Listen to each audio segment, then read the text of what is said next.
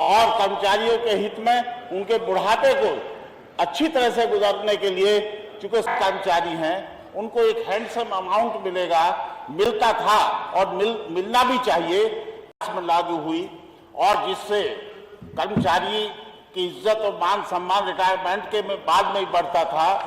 जो अच्छा खासा हैंडसम अमाउंट, लगभग सैलरी का आधा 50% उसको पेंशन मिल जाती थी, वो बंद कर दी गई। और ये नई योजना ला करके जब दूसरे प्रदेशों में भी दी जा रही है तो यहां देने में भी मैं समझता हूं कोई कठिनाई नहीं होनी चाहिए। इससे जो रिटायर्ड कर्मचारी हैं उनको एक हैंडसम अमाउंट मिलेगा, मिलता था और मिलना भी चाहिए, ताकि वो भी अपना गुजारा अपने रिटायरमेंट के बाद में ठीक ठाक कर सके, वो भी एक ससम्मान जिंदगी अपनी गुजार सकें, वो अपने बच्चों पर, अपने नाती पोतों को, उनको भी कुछ अपनी तरफ से दे सकें, उनका भी ख्याल रख सकें, बजाय इसके कि वो अपमान वाली जिंदगी गुजारे कि हाँ एक बूढ़ा पड़ा है कोने में, ठीक है। लेकिन मैं चाहता हूं कि इस तरह की पेंशन हमारी लागू हो। इसमें 10% तो उसी से कट जाता है, सैलरी से कट जाता है, 14% जो है एम्प्लॉयर देता है, और उसके बाद में जो उसका इन्वेस्टमेंट का मामला आता है उसके 40% पर टैक्स भी लगता है। तो इस तरह की ज्यादती है ये, और बहुत अच्छा अमाउंट नहीं मिलता है, गुजारे के लायक उनको अमाउंट नहीं मिलता।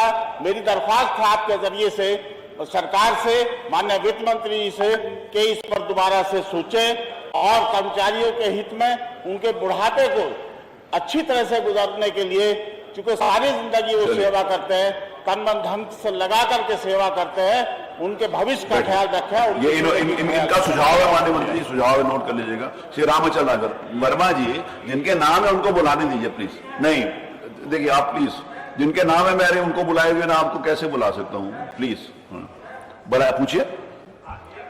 अरे सर काहे गड़बड़ करते हो? माननीय अध्यक्ष जी, मैंने प्रश्न किया था माननीय वित्त मंत्री जी से कि जिस तरह से प्रदेश की सरकारी कर्मचारियों ने, उनको बता रहे हैं, सरकारी कर्मचारियों ने लागू हुई और जिससे कर्मचारी की इज्जत और मान सम्मान रिटायरमेंट के बाद में ही बढ़ता था। जो अच्छा खासा हैंडसम अमाउंट, लगभग सैलरी का आधा 50% उसको पेंशन मिल जाती थी, वो बंद कर दी गई।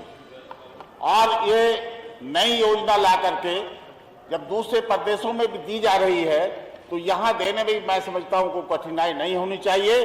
इससे जो रिटायर्ड कर्मचारी हैं उनको एक हैंडसम अमाउंट मिलेगा, मिलता था और मिलना भी चाहिए, ताकि वो भी अपना गुजारा अपने रिटायरमेंट के बाद में ठीक ठाक कर सके, वो भी एक ससम्मान जिंदगी अपनी गुजार सकें, वो अपने बच्चों पर, अपने नाती पोतों को, उनको भी कुछ अपनी तरफ से दे सकें, उनका भी ख्याल रख सकें, बजाय इसके कि वो अपमान वाली जिंदगी गुजारे कि हाँ एक बूढ़ा पड़ा है कोने में, ठीक है।